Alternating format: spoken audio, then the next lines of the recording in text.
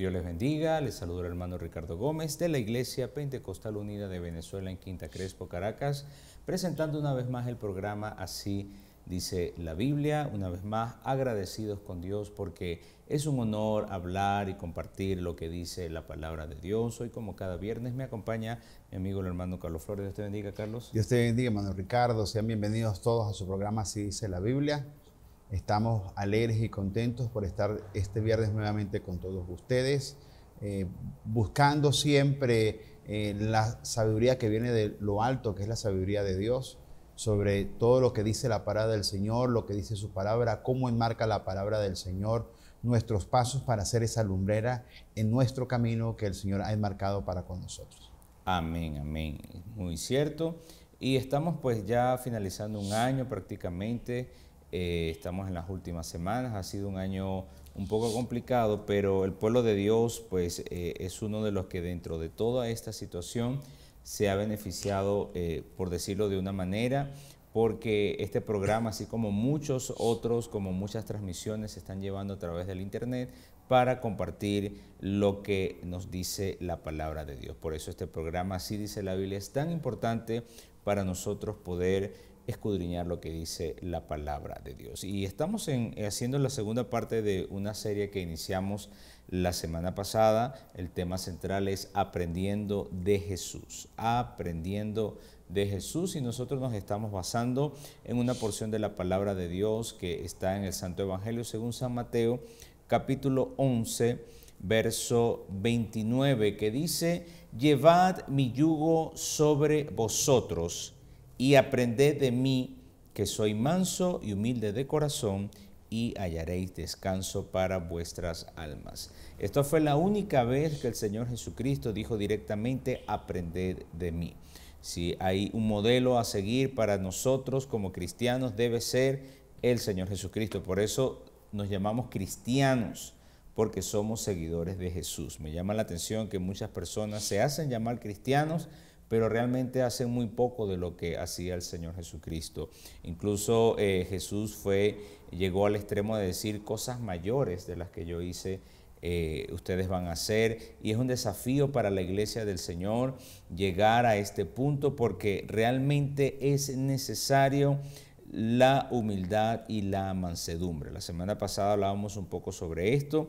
Hablamos sobre dos personajes muy conocidos, Moisés, hablamos también del apóstol Pablo, vimos las cualidades de cada uno de ellos. Uno era manso, el otro era bastante humilde, y es necesario que nosotros como cristianos nos dediquemos a desarrollar estas dos cualidades. Así que vamos a tratar de pedirle a Dios, es lo que queremos llegar a comprender en este programa, en esta serie de enseñanzas, que es muy importante, es necesario. Fíjese que el Señor dijo acá: y hallaréis descanso para vuestra alma. Es muy importante esto, hermano Carlos.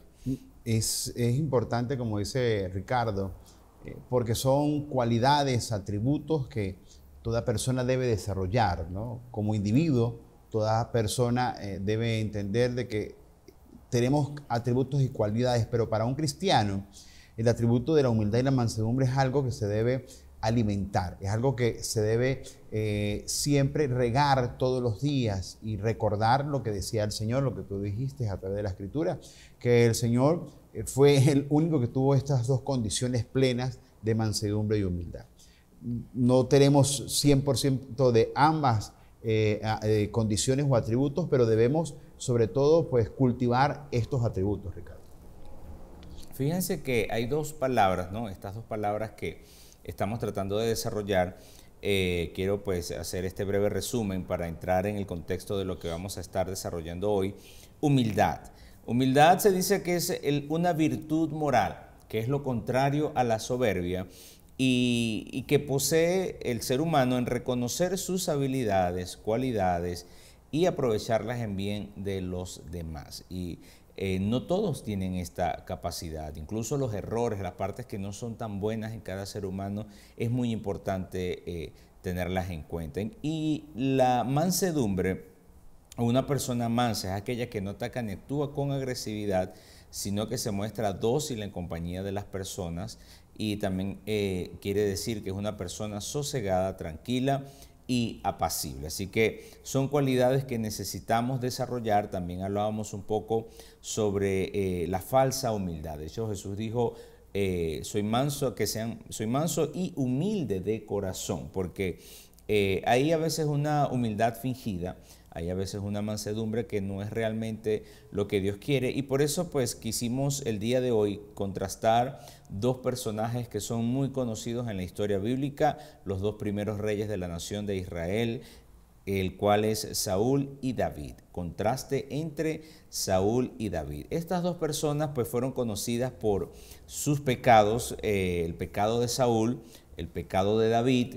Están los dos descritos con lujo de detalles en la palabra de Dios. Hay un capítulo entero que está en la Biblia que habla, creo que es 2 de Samuel, capítulo 11, está totalmente pues desarrollado para hablar qué fue lo que hizo David. En el caso de Saúl, a Saúl se le ordenó destruir a los amalecitas, a todas sus posesiones, al rey, al ganado, a los niños. A él se le dijo, usted va y me mata todo.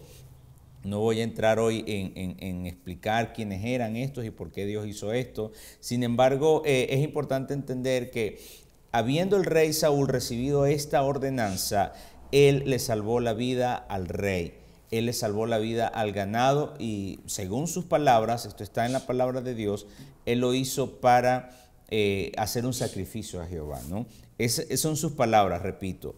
David, ¿qué hizo David? David, pues para los que yo sé que ustedes conocen esta escritura, los que son cristianos, la situación con David cayó en primer lugar en adulterio. Dice la Biblia que en el tiempo en el que los reyes debían ir a la guerra, David se quedó en su palacio, él no debía estar en su palacio. O sea, ya desde el primer inicio vemos que habían cosas que ya él se había acostumbrado pues a la comodidad del reinado, y estaba fallando en esto que era tan importante para él como rey. Y sucede que él estaba por allí y vio a esta mujer que se estaba bañando, pues él la hizo llamar, era la esposa de un hombre muy leal a él. Entonces vemos como la traición, como su corazón estaba un poco dañado, pues se cae en adulterio. Resulta que fruto de ese adulterio esta mujer queda en estado y David hace llamar al esposo de esta mujer para que él vaya a estar con ella y bueno, decir, ese muchacho es de él, ¿no? Pero él no quiso porque era un hombre tan íntegro que decía, el pueblo está en guerra, yo no puedo ir a mi casa. Y bueno, resulta que él no hallaba qué hacer con este hombre, así que resuelve simplemente planificar un homicidio. David se convierte en el autor intelectual de la muerte de este hombre y bueno, así pasó el tiempo hasta que fue confrontado por Dios. Los dos, Saúl y David, fueron confrontados. A simple vista, hermano Carlos, uno se horroriza viendo el comportamiento de David, ¿no? Y ve que Saúl, bueno, él era como buena gente, como que le dio cosita con el rey, le dio cosita con las vacas y no las mató. Pero hay una porción de la palabra de Dios que me llama poderosamente la atención. Jeremías capítulo 17, versos 9 y 10. Dice, engañoso es el corazón, más que todas las cosas, y perverso. ¿Quién lo conocerá? Se hace esta pregunta. Ahora el verso 10 dice, yo, Jehová, que escudriño la mente, es decir, que analiza el pensamiento de las personas. Dice, que pruebo el corazón para dar a cada uno según su camino, según el fruto de sus obras. Aquí la humildad y la mansedumbre jugaron un papel determinante en el destino de estos dos hombres, ¿cierto, hermano Carlos? Cierto, porque una de las cosas que es, en referencia a lo que estás hablando, en el tema de estos dos grandes personajes, primero y segundo rey de Israel, estos atributos o cualidades, como estábamos hablando anteriormente, sobre la humildad y la mansedumbre y la humildad, son importantes en los liderazgos, ¿no? Y cuando estamos hablando acerca de este tema, no estamos hablando de dos personas comunes y corrientes dentro de una nación, estamos hablando de las personas que liderizaban esa nación. Okay. Y es en esos momentos especiales cuando las personas asumen retos de liderazgo en cualquier área en donde estas dos cualidades o atributos se dan y se presentan y muestra exactamente lo que son, ¿no? ¿Qué pasa con estos dos personajes, Ricardo? Claramente, pues, eran totalmente diferentes, su conducta, su crianza, su formación, todo fue diferente en estos dos hombres. Hasta el punto que, lógicamente, pues uno enmarca pues, la vida de ambos hombres de una manera, o contrastes. Lógicamente, pues uno observa a Saúl y uno dice, oye, ¿qué cosa buena tendría Saúl, no? Y yo creo que, bueno, uno estudia la palabra de Dios, trata de hacer una exégesis histórica de la vida y de la conducta y de la familia de Saúl. La Biblia me dice que quien era el hombre importante dentro de su familia, dentro de la familia de este hombre, de Benjamín, era su papá. Por eso en 1 Samuel capítulo 9 dice la palabra de Dios, capítulo 1, había un varón de Benjamín, hombre valeroso, el cual se llamaba Sins. Es decir, quien tenía los atributos reales, que decía que era valeroso, que tenía valor, era su papá. Y lógicamente, pues las cualidades que tenía este hombre, Saúl, es que era hombre alto y era hombre hermoso, eran cualidades externas, ¿no? Pero no venimos a dar una clase de historia. Lo que estamos tratando de marcar es que muchas actitudes de este hombre, Saúl, en los inicios, podría decir de que este hombre era humilde, pero tú hablabas algo que era una falsa humildad. En el capítulo mismo 9, Saúl expresa unas palabras que toda persona o todo pastor o todo líder dice, oye, esta es la persona que yo necesito. Mire cómo esta persona se humilla a sí mismo y se pone muy pequeñito. Esta persona casi que, como dijo el apóstol Pablo, dejó todo por basura. Pero Saúl en el capítulo 9 pareciera que fuera el hombre más humilde. En el versículo 21 dice, Saúl respondió y dijo, ¿no soy yo hijo de Benjamín, de la más pequeña de las tribus de Israel? Y mi familia no es la más pequeña de toda la familia de la tribu de Benjamín. ¿Por qué pues me has dicho cosas semejantes? Pero en el capítulo 1 me han dicho que su papá era un hombre valeroso.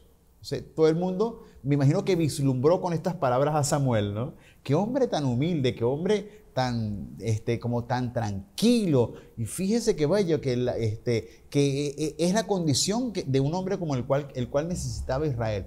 Pero capítulos posteriores, observamos cuál era de verdad la situación del corazón de Saúl, Ricardo.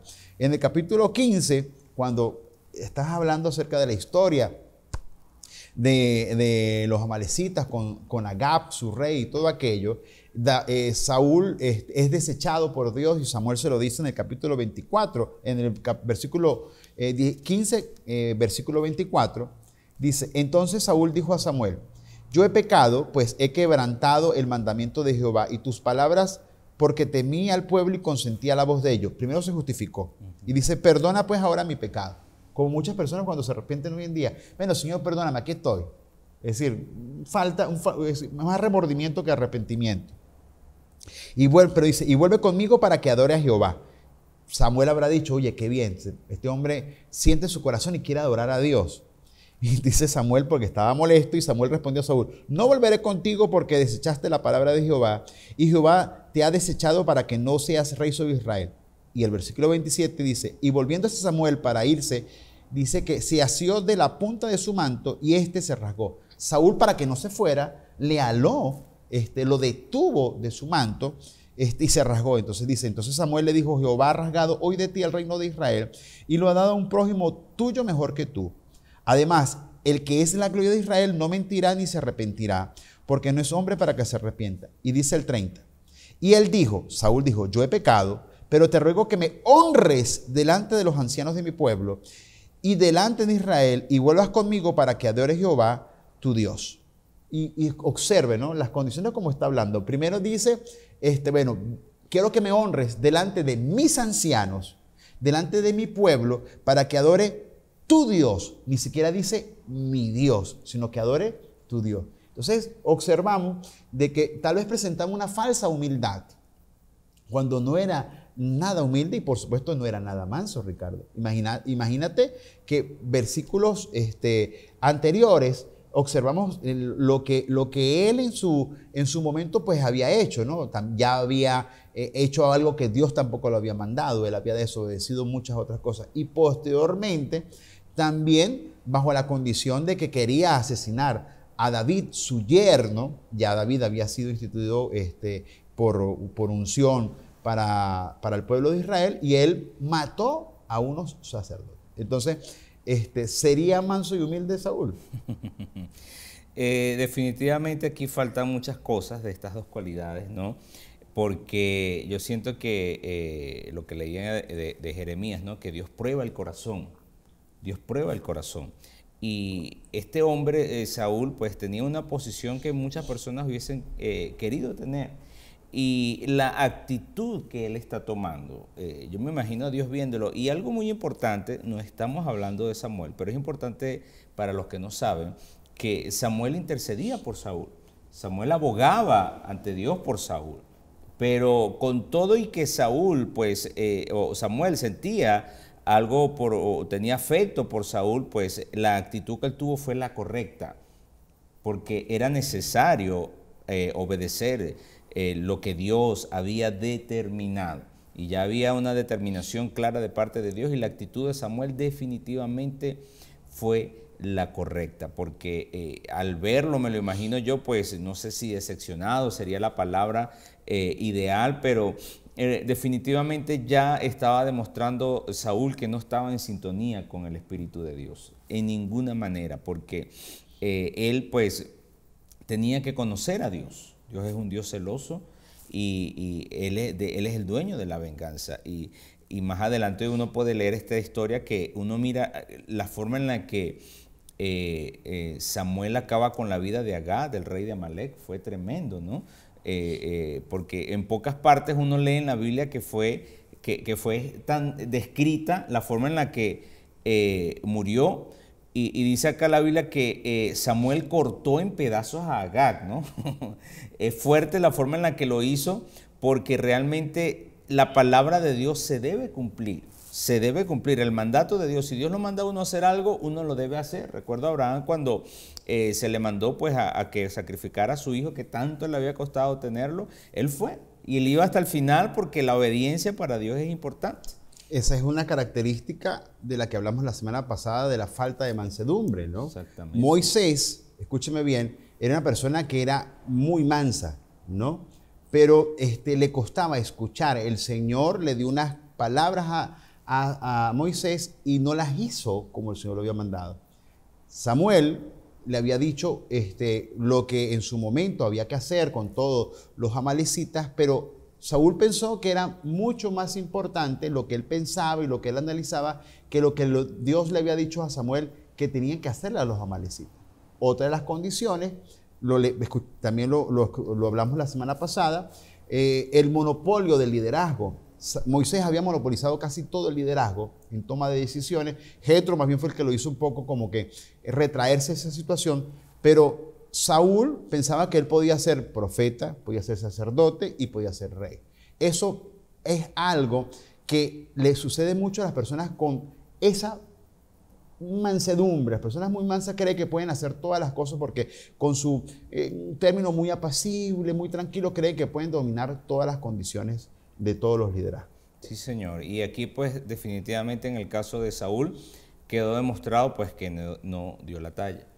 Y ya, definitivamente pues fue desechado y más nunca pues pudo ver a Samuel, no pudieron verse más en vida y dice, fíjate que adelante, lo que yo mencionaba, ¿no? Nunca, el verso 35, y nunca después vio Samuel a Saúl en toda su vida, ¿no? Qué tremendo.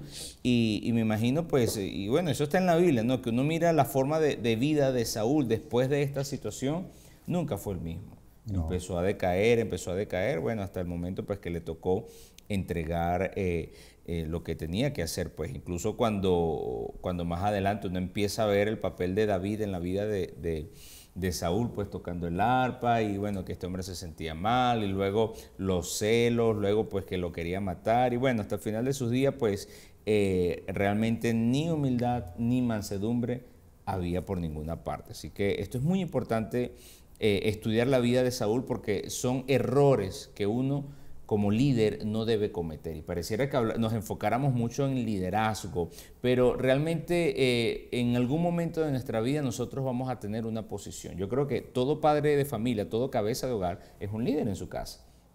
Tiene una posición donde debe hacer valer su autoridad, y es importante la humildad y es importante la mansedumbre, incluso en las relaciones familiares. En todos los ámbitos de la vida es esto necesario. Y tú hablabas acerca de la referencia de esa antítesis de Saúl, David, ¿no?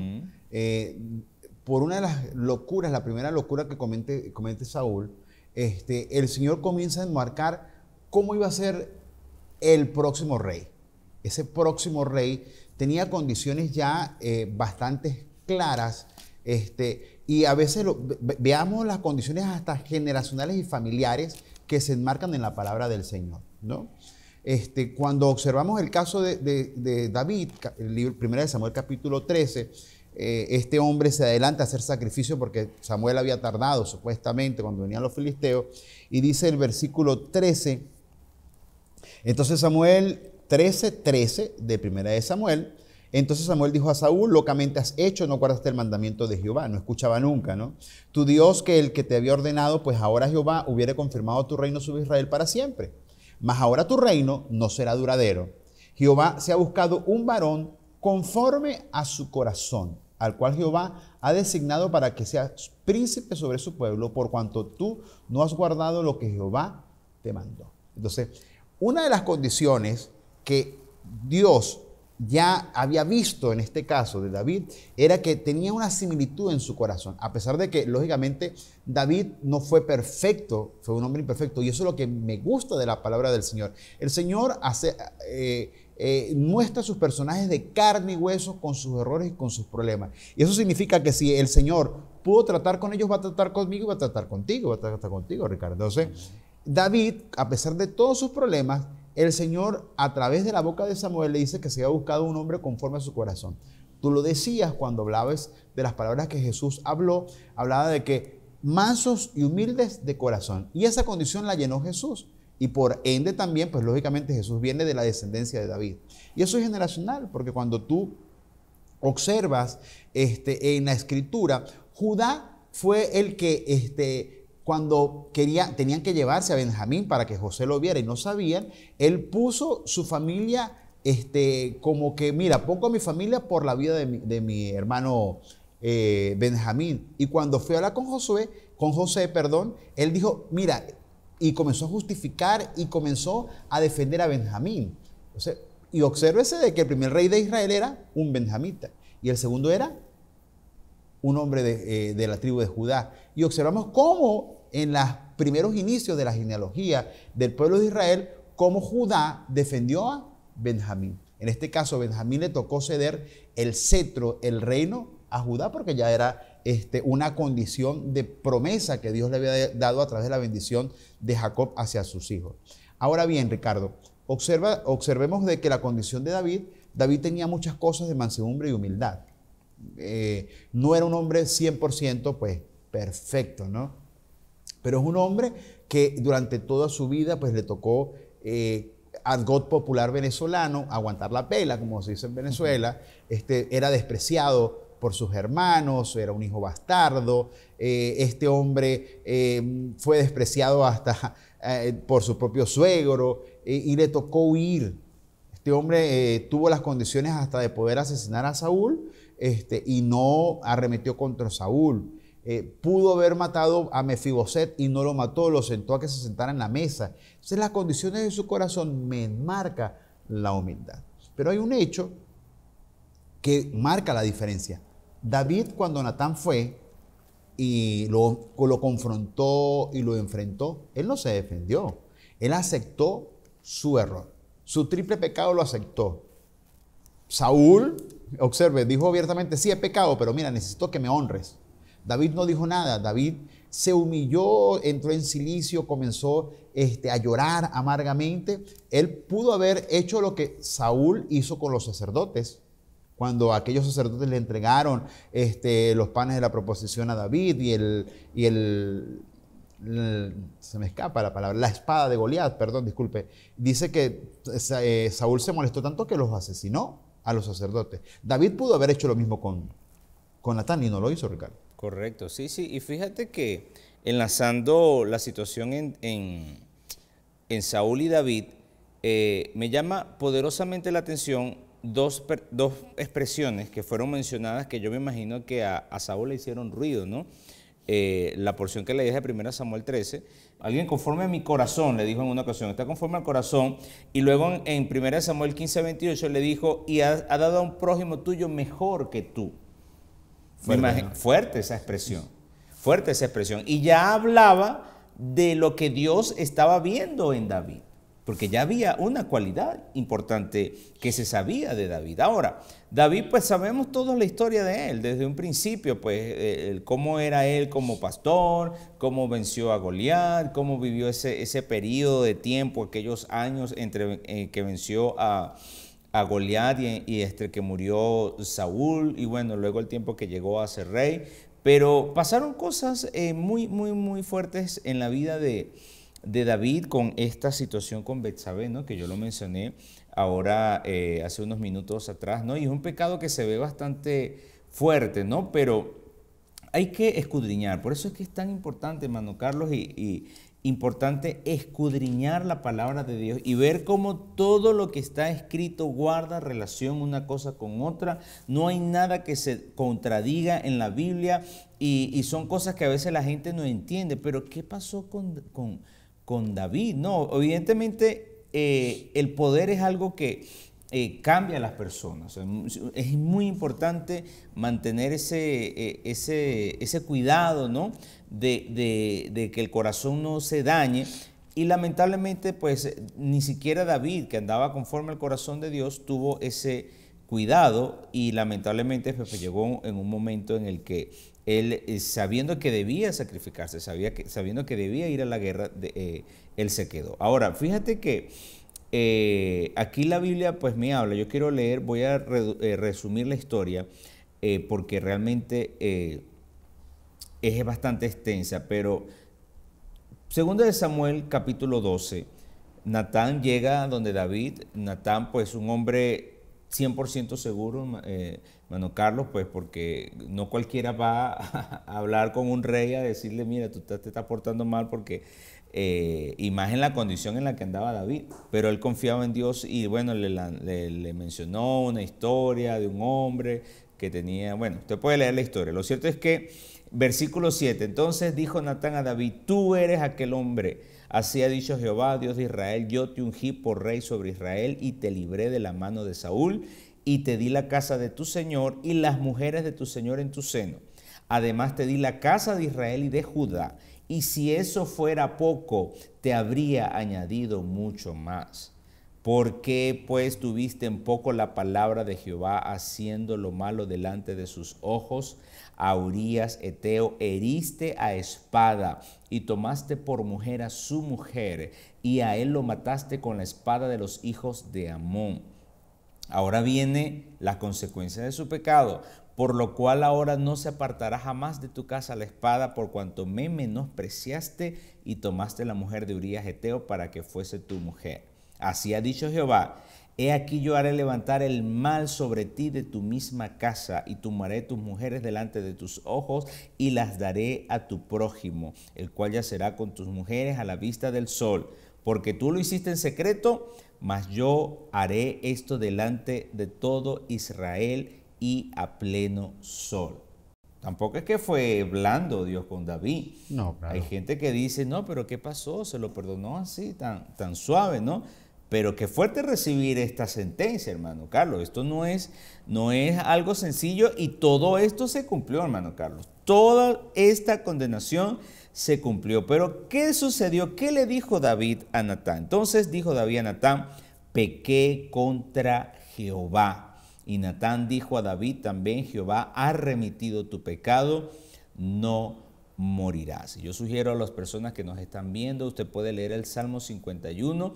Ese salmo fue escrito pues en el momento en el que David pues es confrontado y tuvo la humildad de reconocer, ¿no?, todo lo que él había hecho, y él le pedía a Dios desesperadamente, no, lávame más y más de mi maldad. O sea, es un salmo precioso que demuestra la humildad de un pecador que necesita que Dios cambie su vida. Eso enmarca la humildad de David, probablemente, Correcto. ¿no? David, Saúl no fue nunca humilde. Él intentó asesinar toda su vida a David.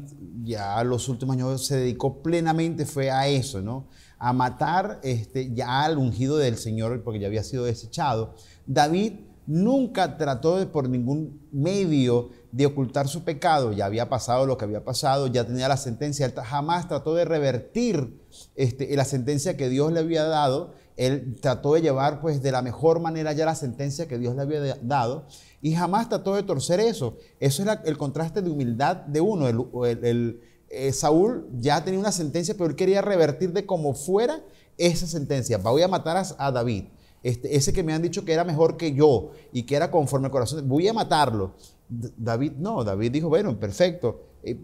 Le dolió tanto la muerte de su hijo, el que estaba yaciendo, Absalón, en la terraza de la casa de David, delante de todo Israel. Pero David lloró porque David, cuando llamó a Joab, que era su sobrino, tráeme a tu primo Absalón, pero tráemelo vivo. Le dolió muchísimo en el corazón que su primo Joab pues le haya traído a su hijo muerto, ¿no? Era muy diferente la conducta de ambos personajes, ¿no? Y lógicamente, pues, la posición de David, tú lo decías bien en el Salmo 51, ¿no? La condición de David era una condición, pues, que enmarcaba, pues, lazos espirituales que traía su familia anteriormente. El mismo Salmo 51 dice de que en pecado fui concebido. Habla de las experiencias por las cuales de manera espiritual había pasado su familia desde la época de Rahab. Pero lógicamente David tenía un corazón totalmente diferente. Un hombre que trató de ser manso en muchas condiciones, humilde en muchas condiciones, que tuvo su condición de pecado, ¿no? No cumplimiento de su palabra cuando tenía que morir. Fue una persona, un homicida, y también en este caso pues adulteró. Y lógicamente observamos de que el Señor en su sentencia fue claro. Pero la diferencia es bastante clara, Ricardo, entre uno y el otro, ¿no? Saúl no tenía nada de mansedumbre, nada de humildad realmente. David tenía esos toques de humildad y mansedumbre. No era perfecto, porque realmente quien llevaba el toque de mansedumbre y humildad era el Señor Jesús en pleno, ¿no? Correcto, sí, y ya cerrando esta parte entre Saúl y David en este contraste, ¿no? Tenemos que entender algo. Cuando uno hace algo malo delante de Dios, Él nos perdona. La misericordia de Dios es nueva cada mañana. Pero las consecuencias de nuestros errores, las consecuencias de nuestro pecado no se van a borrar. De hecho, cuando sigue la sentencia de Dios, el versículo 14 dice, más por cuanto con este asunto hiciste blasfemar a los enemigos de Jehová, el hijo que te ha nacido ciertamente morirá. Y Natán se volvió a su casa. Así termina. Natán llegó, le contó la historia, lo confrontó, le dijo lo que le tenía que decir y se fue. Lo que mencionabas es muy cierto, hermano Carlos. Saúl tuvo una actitud totalmente distinta. Él quiso aferrarse al reinado, él quiso hacer muchas cosas hasta el último momento, hasta fue donde una divina a ver de qué forma conseguía que Samuel le dijera algo. Y en cambio David recibió su sentencia y uno sigue leyendo la historia de David, se da cuenta cuando las cosas empezaron a pasar, nada más con la situación del niño. Dice la Biblia que él estaba pues estaba acostado en tierra, estaba rogándole a Dios, pero cuando el niño murió, pues él se paró, se lavó su cara y se fue de lo más tranquilo. ¿Por qué? Porque él sabía que ya Dios le había dicho que ese niño iba a morir. No había nada al respecto que hacer. Y nosotros debemos aprender de esta situación.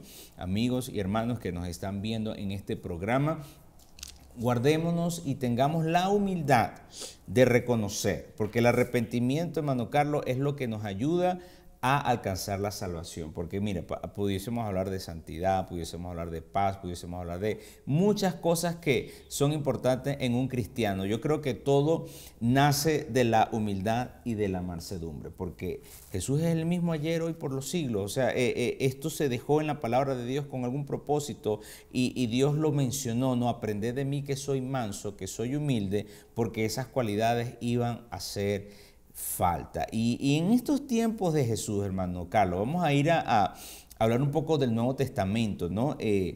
Sabemos que el Señor llegó, dejó ese mandato, ¿no? Aprended de mí, ese consejo para todos, aprendan de mí que soy manso y que soy humilde. ¿Qué sucedió en el Nuevo Testamento, hermano Carlos, que podemos analizar? Eso es interesante porque, bueno, David y Saúl no anduvieron con Jesús, ¿no? Pero los discípulos anduvieron con Jesús. Correcto. Entonces, pudieron ver de primera mano al Dios creador de todas las cosas, observar cuál fue su condición de mansedumbre y humildad.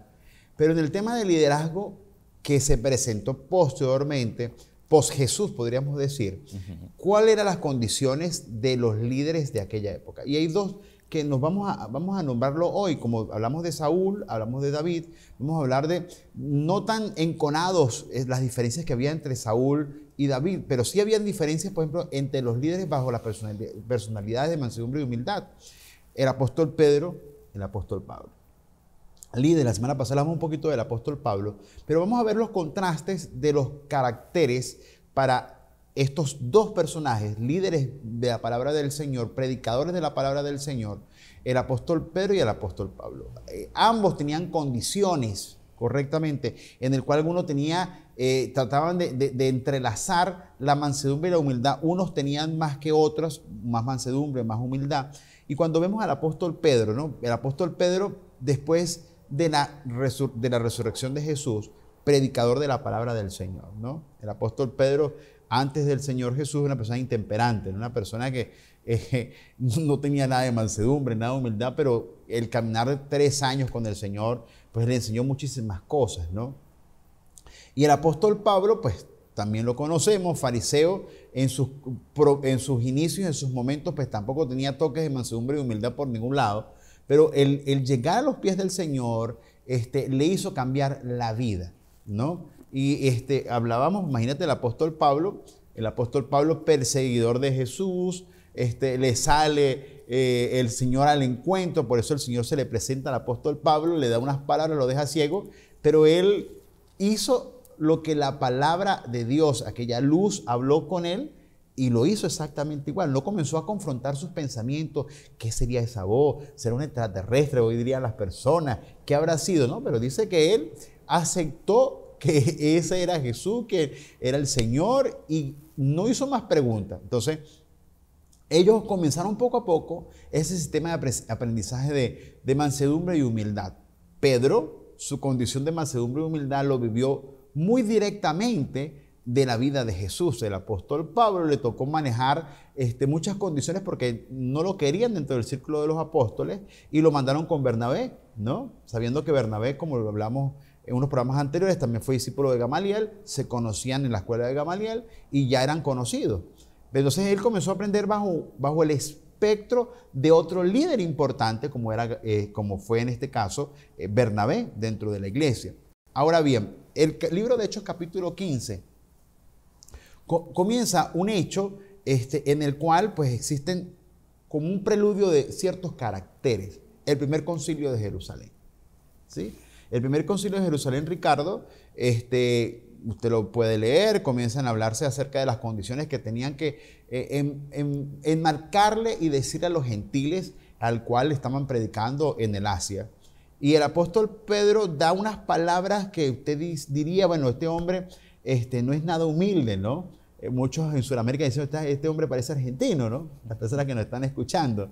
Pero dice la Escritura en Hechos capítulo 15, versículo 6, y se reunieron los apóstoles y los ancianos para conocer de este asunto, y después de mucha discusión, Pedro se levantó y les dijo, varones hermanos, vosotros sabéis cómo ya hace algún tiempo que Dios escogió que los gentiles oyesen por mi boca la palabra del evangelio y creyesen.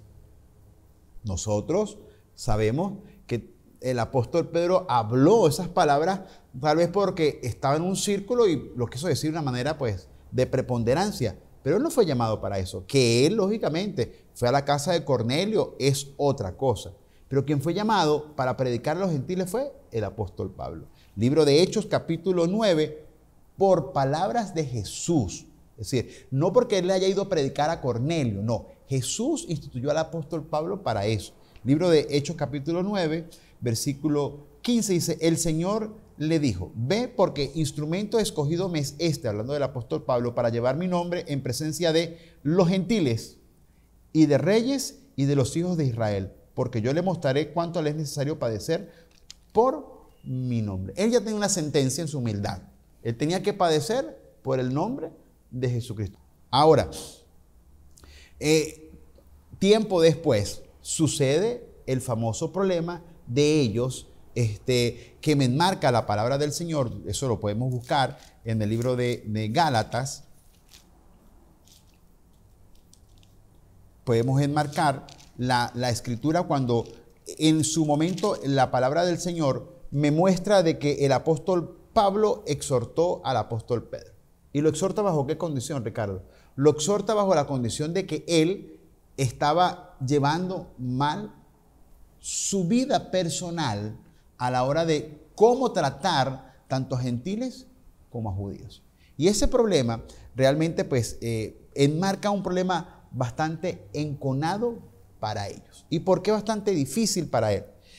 Porque realmente pues ellos no estaban pasando el mejor momento de su vida, porque predicar en el Asia Menor no era nada fácil, Ricardo. Predicar en el Asia Menor tenía sus condiciones, la condición de ellos predicar en el Asia Menor. Había muchos fariseos también diseminados en todo el Asia Menor y había muchos conflictos entre ellos. Pero una de las cosas que me llama la atención es que cuando el apóstol Pablo comienza a exhortar al apóstol Pedro y dice la escritura de que él le escribe una carta diciéndole a una de las iglesias lo que él estaba haciendo. ¿Cómo te sentirías tú si, por ejemplo, cualquier persona utilizara un altar para dar una predicación y te nombrara que tú has hecho un mal comentario? No, eso sería bastante fuerte. Y creo que por más tranquilo que sea una persona, pues le pueda mover un poco, ¿no? Y es interesante ver que Pedro, no sé si estoy equivocado, pero creo que fue el discípulo más mencionado en los evangelios. En muchos lugares, por ejemplo, Mateo lo menciona. Cuando uno lee en Mateo capítulo 10 que se nombran los apóstoles, dice, los nombres de los 12 apóstoles son estos. Primero, Simón llamado Pedro, ¿no? Empieza esa forma.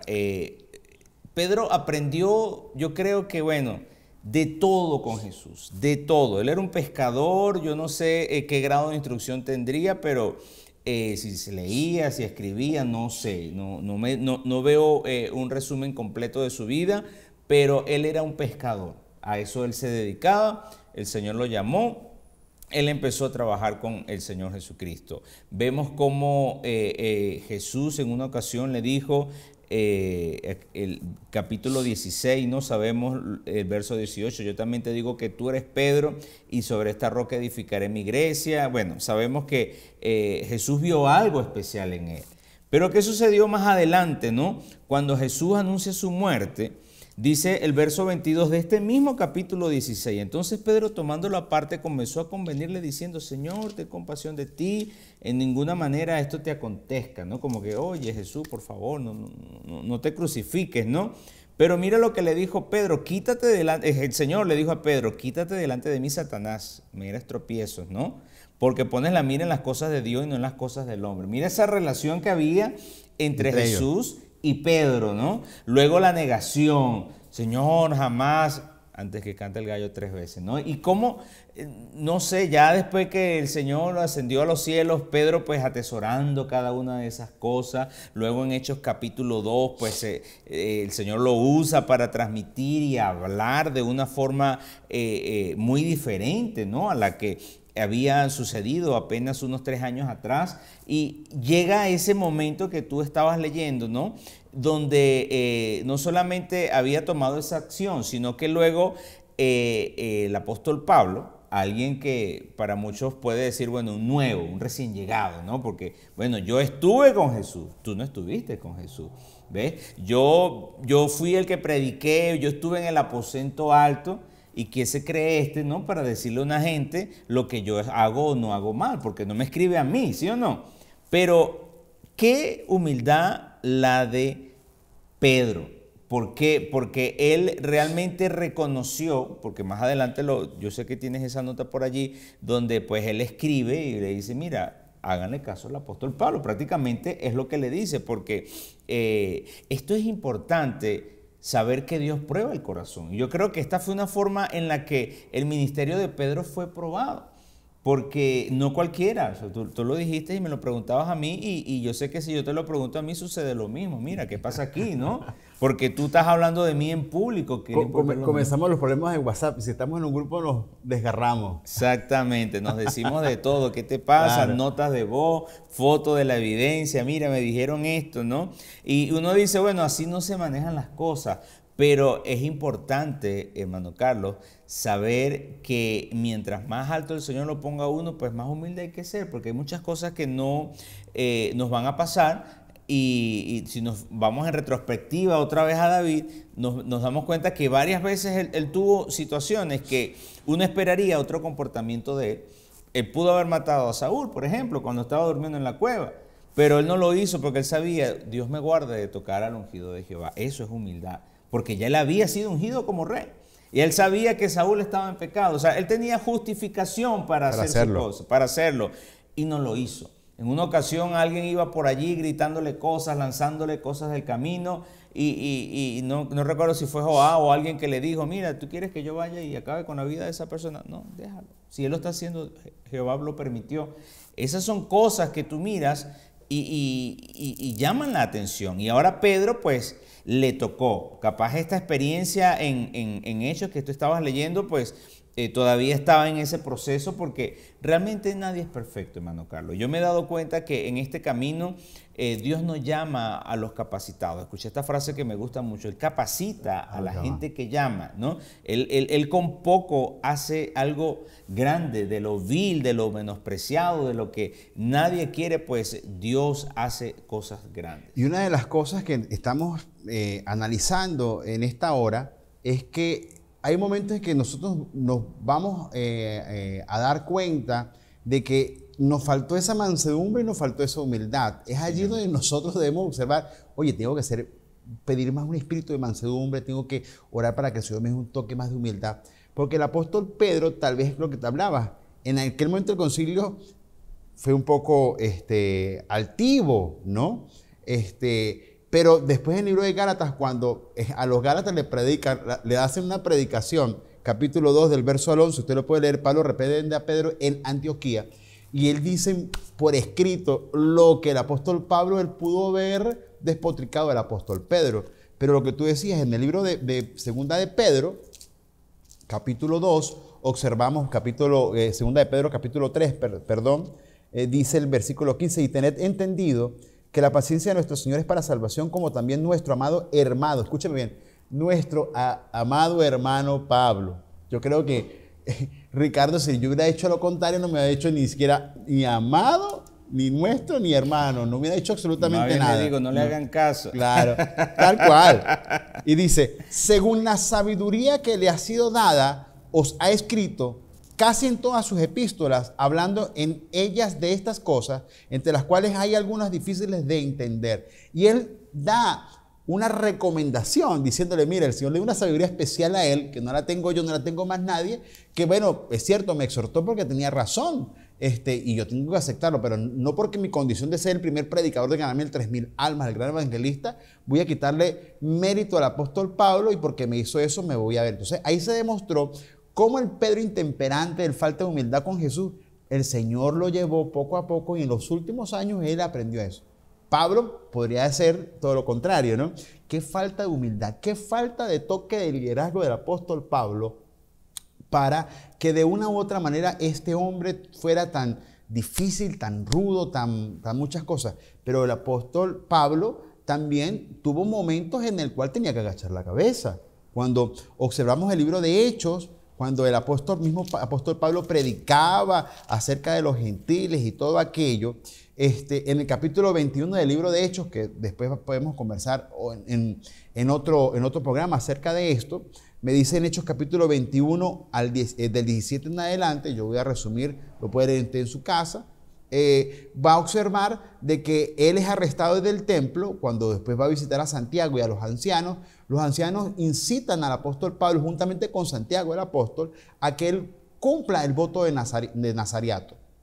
Y en ese momento, pues me dice el apóstol Pablo predicando a los gentiles que bueno, que no hay que judaizarse y que bueno, que él se sentía libre. Él hace esa condición porque Santiago y los ancianos le dicen que lo cumpla, ¿no? ¿Cómo se sentiría él después de estar predicando en un lugar y estos que son los líderes le dicen tú lo haces porque lo tienes que hacer? Dice la escritura que lo hizo. Es decir, él no dijo, no, yo no estoy de acuerdo y no lo voy a hacer y me voy a dividir. Él no habló de ninguna división. Él dijo, bueno, tranquilo, yo agacho la cabeza y córteme, voy al templo, pago mi voto. Ahí uno demuestra el grado de humildad del apóstol Pablo. El grado de humildad de un hombre en donde, a pesar de que no estaba de acuerdo con esas condiciones, de las condiciones de fariseos que habían dentro de la iglesia en su primer momento, él lo aceptó, Ricardo. Es decir, él no comenzó una discusión, una retórica, y vamos a sentarnos un tercer concilio, un segundo concilio, porque yo no estoy de acuerdo. No, bueno, listo, mira, me es más fácil, voy, me corto el cabello, ráspeme, por favor, todo el coco, como uno dice aquí en Venezuela, y no ha pasado nada. Él tuvo ese toque de humildad, no comenzó a discutir ni pelear. Claro, claro. Y fíjate que este Pedro, ¿no?, que llegó siendo un pescador y toda esta vida, en Primera de Pedro, capítulo 5, cuando él le da un consejo ya final, por decirlo de una forma, a quien le toque, ¿no?, este deber de administrar, él decía, verso 1 del capítulo 5 de Primera de Pedro, ruego a los ancianos que están entre vosotros, yo anciano también con ellos, y testigo, ¿no?, recordando, testigo de los padecimientos de Cristo, que soy también participante de la gloria que será revelada. Y pone unos dos puntitos allí y explica a la gente cómo debía hacer ese cuidado. Acuérdate que él había recibido eso, no de eso, tú eres Pedro, sobre esta roca edificaré la iglesia, las puertas del Hades, a ti te daré las llaves, ¿no? Había una responsabilidad grande en Pedro y él resume, yo siento que toda su vida, porque uno cuando ve a un anciano y lo escucha dando un consejo, uno se da cuenta que está el resumen de toda su vida, incluso de sus errores, ¿no? Donde te dice, no haga lo que yo hice. Su experiencia, sus vivencias. Y entonces él te dice, apacentad la grey de Dios que está entre vosotros, cuidando de ella, no por fuerza, sino voluntariamente, no por ganancia deshonesta, sino con ánimo pronto. Y más adelante, el verso 6, él dice, humillaos. Mira la palabra que usa. Humillaos pues bajo la poderosa mano de Dios, para que Él os exalte cuando fuere tiempo. A la gente le gusta la exaltación, hermano Carlos. Le gusta sobre todo cuando Saúl. llega. Exacto. Le gusta, no, ríndeme, ¿cómo fue que él dijo? Hónrame, ¿no? Entonces, tenemos que entender que hay que humillarse para que el Señor nos exalte, porque es fuerte cuando te toca lo contrario, que tú te exaltas y llega Dios y te humilla, ¿no? Y entonces eso a nadie le gustaría vivirlo, pero el resumen de la enseñanza que da Pedro, ya anciano, él reconoce y llega a ese punto a decir que, mira, resumen de toda mi vida es que usted tiene que llevar este trabajo apacentando al rebaño de Dios, hágalo por cuidado, hágalo con cuidado y humíllese bajo la poderosa mano de Dios. Es decir, reconoce el poder de Dios en todo lo que tú estés haciendo, porque cuando tú lo hagas, tú vas a saber que no son tus fuerzas, sino las fuerzas de Dios. Incluso cuando uno, hermano Carlos, uno le toca este tipo de actividades o estar en el altar para cualquier cosa, pues uno sabe que no predica sus propias palabras, ¿no? Por eso este programa se dice la Biblia, porque nosotros reconocemos que lo que está en la palabra de Dios es verídico. Muchas personas tuercen el evangelio cuando ya ellos empiezan a cuestionar lo que no se deben cuestionar. Entonces allí no hay humildad, porque ya yo llego a un punto en el que yo sé cosas, en la que yo pues soy tan sabio que puedo cuestionar o puedo tener una interpretación propia de lo que está en la palabra de Dios. Eso hace los liderazgos, ¿no? Y una de las cosas que me llama la atención del apóstol Pablo es que el apóstol Pablo, él no comenzaba realmente pues una disputa porque él quisiera, ¿no? Él defendía siempre el evangelio del Señor, él defendía siempre, hasta su ministerio le tocaba defenderse, es cierto, él se defendía en cada uno de los parámetros. Pero una de las cosas fundamentales es que el apóstol Pablo no caía en discusiones tontas e ilógicas, ¿no? Porque yo me imagino que él decía, bueno, el Señor me ha preparado para este momento, que no voy a caer en discusiones que no tengan nada que ver. Así como no iba a caer en una discusión con Santiago y con los ancianos, cuando él era fariseo de fariseos y entendía mucho mejor que Santiago acerca de ese tipo de situación, igual que los ancianos que habían, porque él era preparado por Gamaliel. Me corto el cabello como ustedes quieran y dejo esta discusión. Correcto. Que llego a Antioquía nuevamente con el pelo largo porque seguro en 3 meses me crece nuevamente el pelo. Entonces no hay ningún tipo de problema. Es allí donde las personas, y siempre lo decimos, ¿no? Hay un texto que a nosotros nos gusta mucho y dice, Dios perdona, la ignorancia no. Y es allí donde nosotros valoramos enormemente el escudriñar la palabra del Señor, porque así dice la Biblia, así lo expresa la Biblia. En la Biblia hay tesoros escondidos que nos muestran a todos estos grandes personajes de carne y hueso. No son extraterrestres, tienen errores como cualquier individuo en el cual ellos fueron puestos por el Señor para dirigir en un momento indicado la iglesia, pero tenían errores como nosotros. Claro, claro. Fíjate esta porción que menciona la Biblia acá, cuando Pablo precisamente le toca defender su ministerio. Mira cómo inicia esto, 2 Corintios 10:1. Yo, Pablo, os ruego por la mansedumbre y ternura de Cristo. Yo que estando presente ciertamente soy humilde entre vosotros, mas ausente soy osado para con vosotros, ¿no? Mira cómo él se presenta hablando de los atributos que decía el Señor Jesucristo que era necesario tener.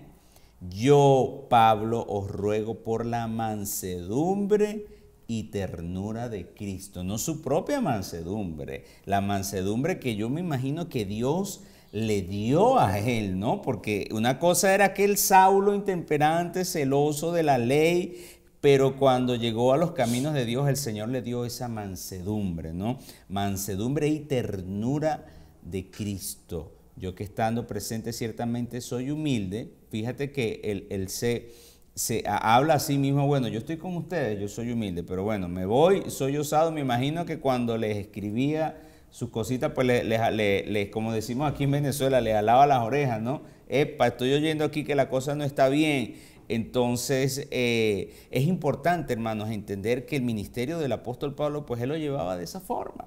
Estaba la mansedumbre, haciendo el esfuerzo a él, ¿no? Esa mansedumbre capaz como que le costaba. Yo siento que él está reconociendo que realmente por la mansedumbre y ternura de Cristo, que realmente no era su mansedumbre. O sea, si era por parte de él, capaz no era tan manso, ¿no? Pero él dice, bueno, me toca que el Señor Jesucristo me dé esa mansedumbre para yo poder guiar. Y decírselo a otros. Eso es una enseñanza para nosotros en el término pastoral, de que, bueno, que a pesar de que podamos estar en cargos, lugares, posiciones, a las personas hay que mostrarles esa mansedumbre y esa humildad. Sí, señor. Y otra porción, es que quiero leer algunas porciones, ya el tiempo se nos está yendo, pero hay mucho que hablar acerca de Pablo y también de Pedro en estas áreas. Fíjate, Filipenses capítulo 2, Filipenses 2:3. Nada hagáis por contienda o por vanagloria, antes bien con humildad, estimando a cada uno a los demás como superiores a él mismo. Tremendo consejo que da aquí el apóstol Pablo. Nada hagáis por contienda o por vanagloria. Y supieras que mucha gente hace cosas por contienda o por vanagloria. Hay gente que hace cosas para que lo vean. Eso es vanagloria, para que digan qué bien lo haces. O qué lindo, ¿no? Hoy hay un problema en muchas personas cuando dan ayudas, cuando dan cosas, que siempre pues quieren la selfie, la cosa, ¿no? Como que mira lo que estoy haciendo, ¿no? Le quieres dar publicidad a qué bueno eres, ¿no? Pero la Biblia dice que no hagas nada ni por contienda, ni por vanagloria, porque eso es, no sé si existe esta palabra, antihumildad. Esto es contrario a la humildad, porque lo contrario bíblicamente de la humildad es la soberbia. Claro. Entonces, si a mí me gusta la vanagloria, o si me gusta andar en contiendas y hago cosas solamente por picar, como decimos aquí en Venezuela, a mi prójimo, a mi semejante, entonces estoy siendo soberbio. Dice, antes bien con humildad, estimando cada uno de los demás como superiores. El Señor decía que Él no vino para ser servido, sino para servir. Y nosotros como cristianos tenemos que entender, y esto forma parte de la humildad, mi hermano, que hay que estimar a los demás como superiores a nosotros. Por eso es que hay que hacer las cosas, y el Señor por allí en otra porción dice pues que hay que hacer las cosas como para Dios y no como para los hombres. Por eso es que yo siento que un cristiano que entiende estos principios puede llegar a ser cabeza y no cola, a ser una persona íntegra, a ser una persona bendecida, porque va a aprender a tener esa humildad que le ayude a ser excelente en todo lo que hace. Por supuesto. ¿No? Y concluyendo, el apóstol Pablo, cuando Ricardo expresaba acerca de esto, ¿quién como él para decir, bueno, tal vez nadie que estaba en ese momento llegaba a la altura del apóstol Pablo para comenzar disputas? Tal vez Apolos en su momento, pero eran muy buenos amigos, Claro. Nunca caían en contiendas. Y él decía, mira, no, yo no hago nada por contienda, pues ese es el mejor consejo y el ejemplo que él podía dar para, en aquel momento, todos los cristianos de la época. Amén. Así que bueno, amigos, hermanos que han estado aquí viendo el programa, hemos llegado al final. Esperamos haber sido de bendición para su vida. En la sección de comentarios estamos atentos a lo que usted pues desee transmitirnos, sus impresiones sobre esta serie de programas. Aprendiendo de Jesús es algo que nunca lo vamos a terminar realmente. Yo siento que nos toca día tras día luchar por seguir escudriñando la palabra de Dios, porque realmente la Biblia es un mar de conocimiento y estamos viviendo un mundo tan cambiante, hermano Carlos. Estamos pues terminando a 2 semanas de terminar este año. Ya la gente pues no tiene mucha nostalgia este año, ya quiere que se termine de ir, porque bueno, fue difícil para muchos y para todos realmente, pero yo siento que cuando uno estudia la palabra de Dios, muchas cosas que no tienen sentido se le halla el sentido. Así que la vida de un cristiano debe estar enmarcada en la humildad y en la mansedumbre. Bueno, muchas gracias por estar con nosotros. Estamos recordando también, vamos a estar de receso por el mes de diciembre, pero vamos a estar compartiendo con ustedes los anteriores programas. Escríbanos, hagan sus preguntas, hagan sus planteamientos, que prontamente nos volveremos a ver por esta vía, tanto por Facebook como por YouTube. Amén. Así que bueno, les agradecemos el tiempo que ha estado con nosotros. Recuerde que estamos en nuestras cuentas de Facebook y en YouTube, se llama IPV Quinta Crespo. Allí usted puede ver y puede ver todos los 16 programas que hemos llevado en esta primera temporada de Así dice la Biblia, donde se han hablado muchos temas que son importantes, son necesarios escudriñarlos. Está abierta la sesión de comentarios también para cualquier sugerencia, cualquier tema que usted piensa que sea importante escudriñarlo, pues allí con todo gusto vamos a sentarnos, vamos a planificar lo que va a venir para el año 2021 con Así dice la Biblia. Así que Dios les bendiga grandemente y nos vemos en una próxima oportunidad. Dios les bendiga.